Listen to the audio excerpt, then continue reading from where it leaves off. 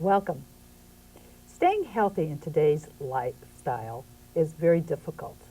Not only is it costly if you get sick, it really can stress you out. In order to help us maintain a healthy lifestyle, I've invited Dr. Carolyn Dean to join us and find out how we can stay healthy. Doctor, thank you so much for joining me today. Thank you, Barry. Why don't we just start with a little brief background? Well, basically, I think about 30 years ago, I became interested in natural medicine, diet, lifestyle, and exercise. And I found people wouldn't listen to me. So I went back to medical school 25 years ago, and I thought, well, now they'll listen to me. But what has happened since then is people are listening more to the media. They're listening to advertisements. So the battle it's getting broader. The battle in trying to get people to take care of their health and to pay attention to their lifestyle. I did my medicine, and then I did a naturopathic degree as well, so that I could understand alternative options and choices for health care. Sounds like you were really ahead of your time, but you're still ahead of your time. And I still am, because now I see that there's such distraction from leading a healthy lifestyle. There are so many things that we can do to be healthy, but Such as? Well, we can exercise, we can eat good food, we can drink good water, but I guess it's what we have to avoid that we really have to pay attention to. In other words, the synthetic foods and the sodas, Well, wait a second. Let's just go back. What are synthetic foods? Well, if you look at the processed foods and the packaged foods and the foods with preservatives, all these foods are not whole foods. They're created and made. And we have foods that are almost purely synthetic, like there's a fat substitute that has no fat in it.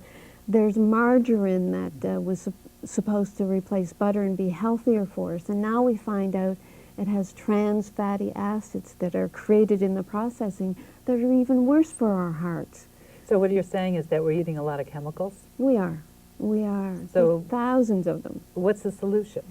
The solution is to go back to whole food. If we could have everybody eating from organic farms, for example.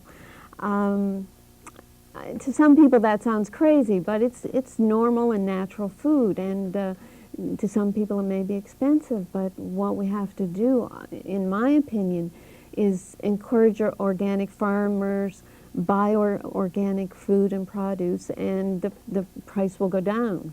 Well, let me ask you this. How do you know if you're getting organic food? I mean, they label it, but how do you know for sure that you're really getting organic? Well, organic food is certified organic. Now, that actually, it's a good question, because it doesn't mean it's not contaminated by wind drift. Mm-hmm. For example, if a pesticide is sprayed over a state, such as it has been, then pesticide is going to fall on the organic farms. So that's a problem. The water can be contaminated that farms use. There's so many areas that we have to be cognizant of and even be active about. Okay. Well, what would be the first step for somebody to do to stay healthy as far as what they're eating? You're saying organic foods, and you go into a grocery store. Mostly it's health food stores, but some of the larger grocery stores have organic sections. I personally, when I lived in Manhattan, joined community-sponsored agriculture.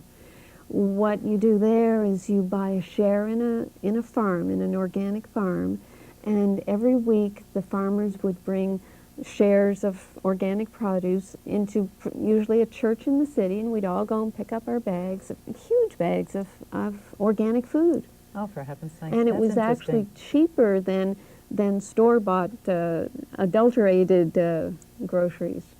What would you say is the one thing that is, or maybe there's more than one thing that's really lacking in our diets that can help us maintain a healthy lifestyle?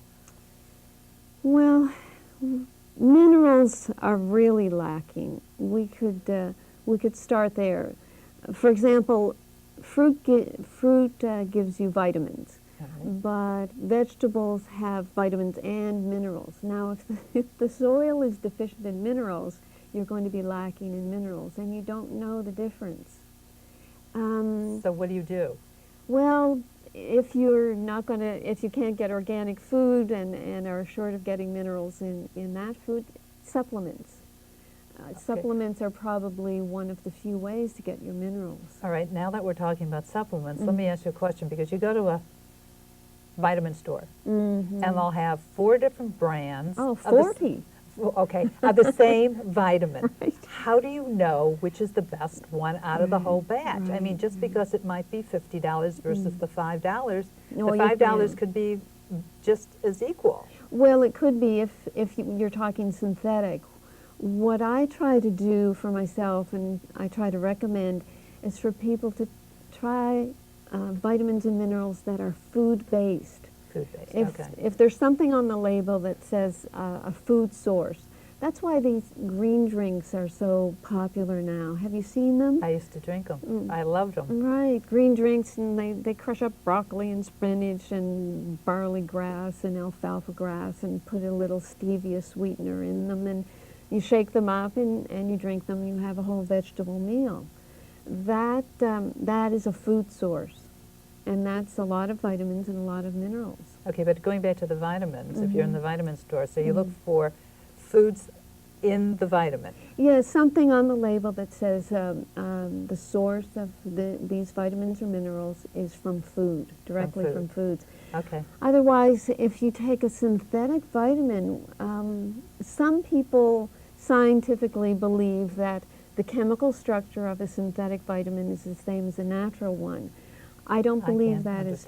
I cannot see that as being true. There's two forms. A synthetic can have this conformation, and the natural can have this. They're different. It's the way they rotate in their chemical structure. I'm trying to do research on it myself, and I'm trying to find people who are doing this work, but it's very difficult to find because there's no one funding vitamin research. I can't imagine why. Yeah. It's probably the industries, the big companies that are saying, well, we don't need this. We'll come up with a new synthetic vitamin and sell it and put it on the market. But it's like I was comparing the same vitamin with different brands, and it was very difficult. I know, and that's all I can say is try food sources. All right. Diabetes. I seem to be encountering more people who are getting diabetes these days. What is causing the vast majority to become diabetic? Right. Well, medically, we're told that you inherit perhaps they think it's a gene. There's a genetic predisposition. If your mom and dad had it, then you're likely to get it. Some people feel there are allergies involved, or some people feel your pancreas, which produces insulin, may have been attacked by a virus. But the one thing that I like to talk about is the fact that 85% of diabetics are overweight. Wow. And you don't get overweight on a good diet. So I have to say that it's a bad diet that causes diabetes. And I don't know why, although I could make some speculation about why this isn't publicized more. When, for example, there's a Native American Indian tribe, when they started eating white flour and white sugar products, they got rampant diabetes. There are Pacific Islanders who, when white flour and white sugar come in, Western society comes in, takes over, they get diabetes. No diabetes before the change in diet, diabetes after. And it's not genetic because there was nothing before. Nothing before. So this should tell you something. What are the symptoms of being a diabetic? Frequent urination and a burning on urination, and thirst. You can't quench your thirst. So the worst for a diabetic is they get very thirsty and they start drinking soda pops with all that sugar in it. It's just going to make them worse. And unfortunately, the diet sodas are bad for diabetics as well. There's a new 1,000-page book out on the dangers of aspartame, which is the synthetic sweetener called NutraSweet or Equal. Which I try to avoid at all costs. Try to avoid. A lot of people are finding that they have side effects when they take that sweetener. So any diabetic that I run into, I say, please don't take diet sodas or diet products. But it's very difficult. It's in medicines. It's in children's vitamins. Oh my. It's in so many things. And what this 1,000-page book by Dr. H.J. Roberts talks about, he's an endocrinologist as well as an internist, and he says he started realizing his diabetics were losing their blood sugar control, they were having seizures, headaches, they had all kinds of problems. Their diabetic neuropathy would worsen until they got off the diet products.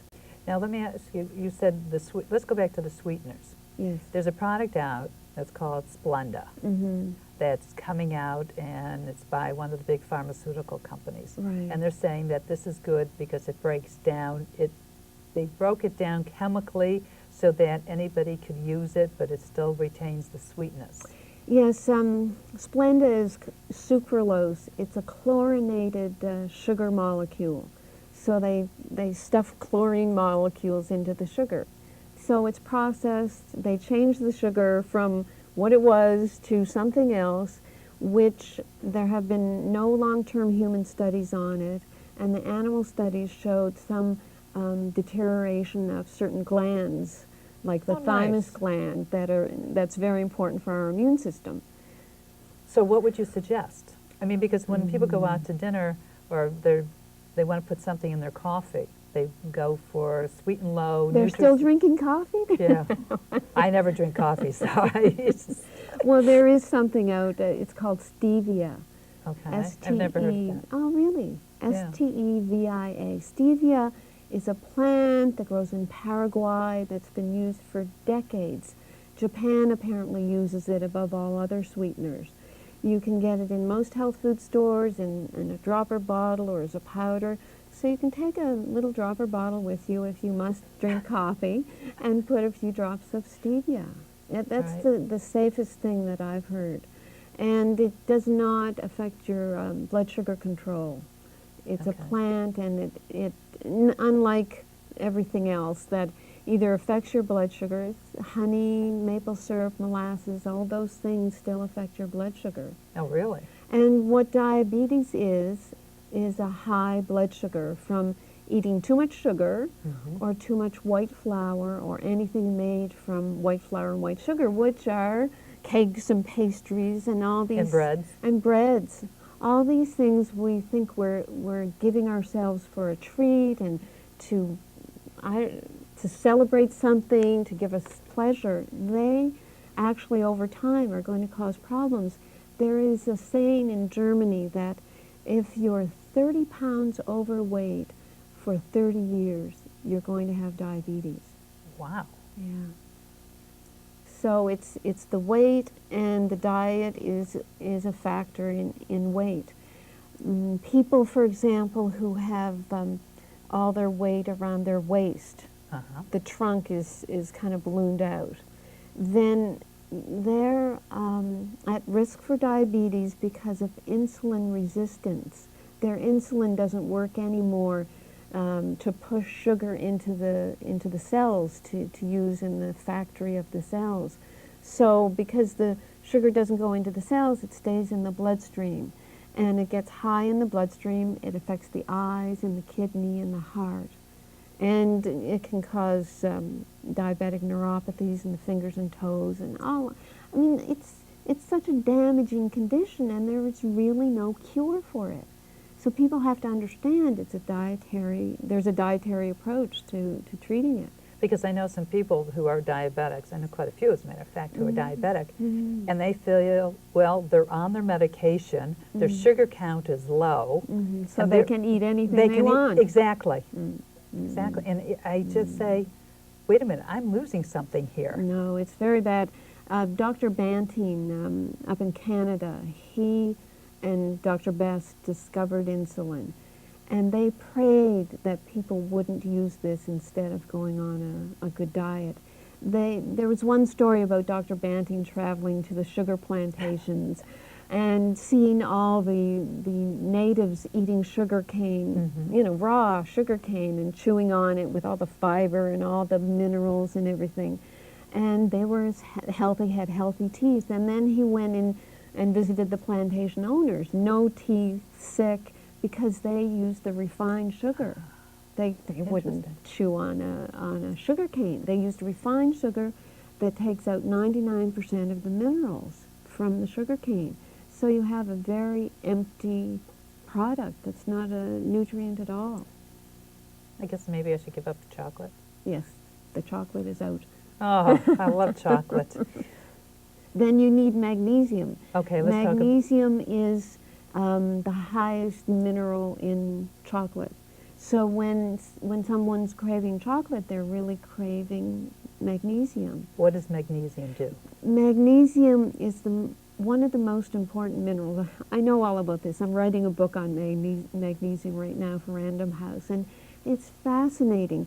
It's required for 300 different enzyme reactions in the body. It's most important for the heart. The heart is a big muscle. Okay. And the muscle works by an interaction between calcium and magnesium. If they're not in balance, then the heart will go into spasm or palpitate.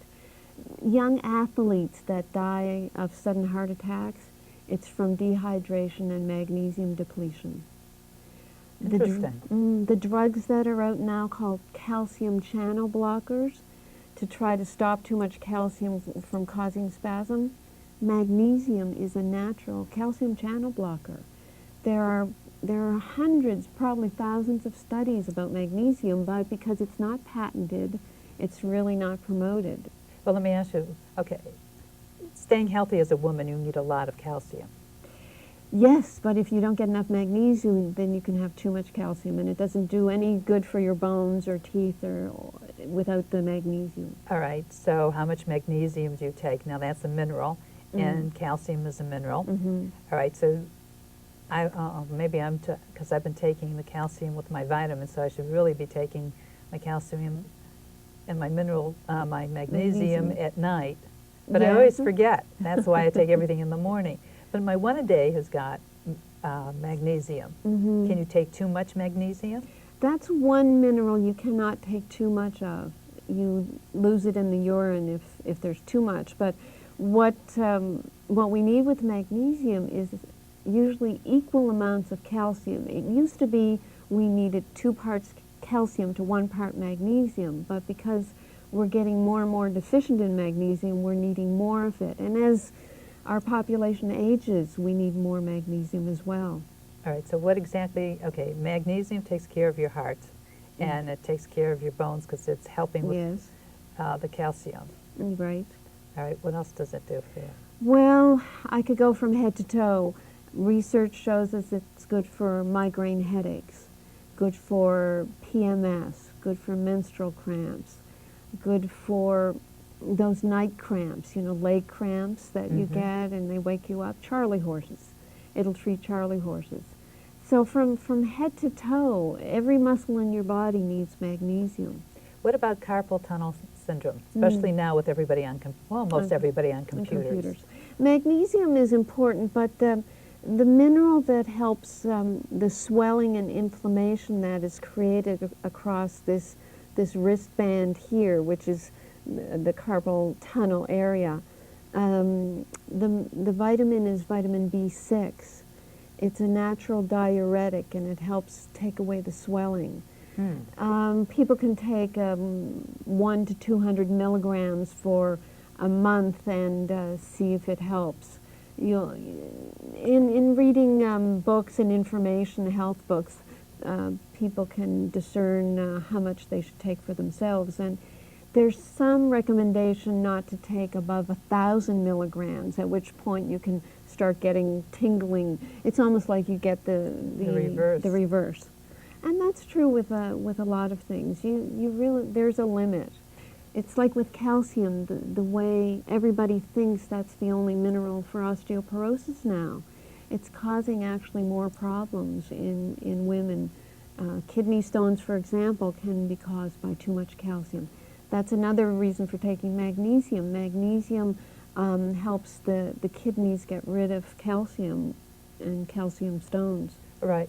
Rather than filling yourself up with all these vitamins in tablet forms, what foods can we really go to town on that would give us these vitamins? Well, it has to be raw foods, for example. More raw foods, more salads, more broccoli, more greens, because once you start cooking these and cook the life out of them, you do cook away the vitamins and the minerals. Magnesium, for example, if you boil something, boil your broccoli, then you'll lose your magnesium, and it might not even stick around in the broth. Oh, really? So Yeah. steaming it is good. Steaming is better, and so it has to be a lot of raw organic foods. Now, everybody sort of, I can hear the audience going, yuck, you know, I'd rather just open up a bag of cheese Whizzos and Sounds eat good. those. Yeah. But they, you know, people have to know that they're just eating air, and it's like you're filling up your body with useless foods that have no nutritional value, and then you're not hungry for something that's going to give you some nutrition. All right, what vitamins would you suggest that are necessary to maintain a healthy life? I would go back to where we were talking about the greens drink. I think that's a way of getting vitamins and minerals, because you need your vitamin C, for example. Okay. But if you get it from a food source, such as the greens drink, or from good organic fruits and vegetables, you only need it like 200 milligrams a day. Whereas some people are being told they need 2,000 milligrams, but that's the ascorbic acid that you usually find. You're not going, if you look at an orange, you'll see maybe 100 milligrams of vitamin C in an orange. 1,000 milligrams, the orange is going to have to be as big as this table. That's a lot of orange. Yeah, and the body is not going to utilize it. So I know I am an alternative medicine practitioner, let's say. I do naturopathic medicine, but I don't really believe in stocking up on high mega doses of vitamins and minerals, because that takes us away from our diet and from, you know, being active about seeking out a good organic diet. Okay. Now, you wrote a couple books, quite a few books, as a matter of fact. This one, you've got Natural Prescriptions for Common Ailments. What did you find is the most common ailment? Well, probably colds and flus. All right, so how does somebody ward off it? If they get it, because I get it if I'm in a draft. I'll get it basically a sinus cold. Right. Okay, well, let's go to that then. Sinus colds mean that you're harboring some mucus anyway, and that comes from sugar, white flour, and dairy. What you can do there, and I talk about it in the book, is, have you heard of something called a neti pot? No. Yeah, this is very interesting. The yogis use this. I use it. It's a little pot with a spout that you insert into one nostril. Oh, how exciting. Mm-hmm. And, well, actually, it's not the pot that's going to do it. It's a saline water. You use warm salt water. Oh. And you actually insert it into one nostril and let the liquid pour through the sinuses and comes out the other nostril. It's very exciting. Oh, my God. I can just see me doing this, yes. Isn't there something easier? Putting your head over a steam? Well, that can be helpful, actually. That can be helpful. When we were kids, our moms would get little dropper of saline water and snuff our noses with it. It's really safe, and it's really one of the few ways to get rid of the mucus in the nose, because what happens is when you have mucus there, then you get run down and you eat too much sugar, which suppresses your white blood cells. Then you'll catch a virus, which can't be treated by an antibiotic. And if it lands in your sinuses, then there's a tendency to become a bacterial infection, for which you need antibiotics. And it's So a vicious cycle. It's a vicious cycle. So it's better to get the neti pot and clean out your nose in the first place. So colds and flus, yeah, the most common complaint, I have a number of remedies. There are homeopathic remedies that you can take at the mere, I mean, even if I have a thought of catching a cold, if I'm going to be around people who have cold, if I take an airplane flight, I'll take a homeopathic remedy called Oscillo. And what's that? Oscillo, it's a remedy that actually is made in France by a homeopathic company that has been used for about 65 years. And it's in this country too. It's in health food stores and pharmacies. Little white homeopathic pellets put under your tongue about 3 times through the day. You wake up the next day with no cold. Oh, I like that. That's a great solution. Oh, it's fabulous. It's a fabulous solution and very inexpensive as well. So there's tons of those types of solution, and you're right. The way to stay healthy is to not get sick. But the problem is, I mean, especially living in New York, you're around so many people that you do get in contact with a lot So of... you have to build up your immune system by eating a good diet and taking natural food-based supplements. Now, you also have a book here on homeopathic remedies for children's common ailments. What would you say the most common ailment is? In children, well, again, it's snuffy noses and earaches. Right. And for those symptoms, they're rushed to the doctor, and you look at the ear, and any child who's crying, their eardrums are going to be a little red, and the doctor says, oh, the eardrums are a little red, we better put the child on an antibiotic. Oh, lovely. Oh, yes, it's so common. Whereas if the parents learned a little bit about homeopathic remedies and bought a homeopathic kit and had it at home, they could give a remedy when the child seemed fussy or teething, and if it calms down the symptoms, then you don't have to rush to the doctor. Of course, you go to the doctor if there's a fever, or if the child is screaming, or is in pain, but you really need to have a first aid kit at home. Real quick, Yes. What would you like to leave the audience with? Well, I'm going to say that this book and the homeopathic remedies for children are very important books to have on hand. You have to do your own reading and research to keep yourself out of the doctor's offices and out of the hospital and away from drugs. Doctor, it has been terrific. Thank you so much for joining me here. Thank you. And I hope you stay healthy too. Bye now.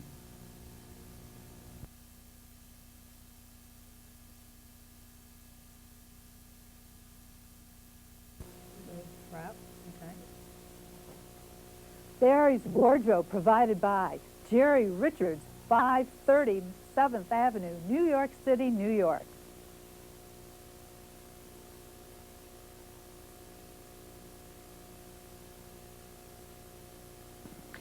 The Women's Connection, brought to you by Igonomics, eyewear designed with physiology and comfort for the face and head, located at 229 East 79th Street, New York, New York, 10021.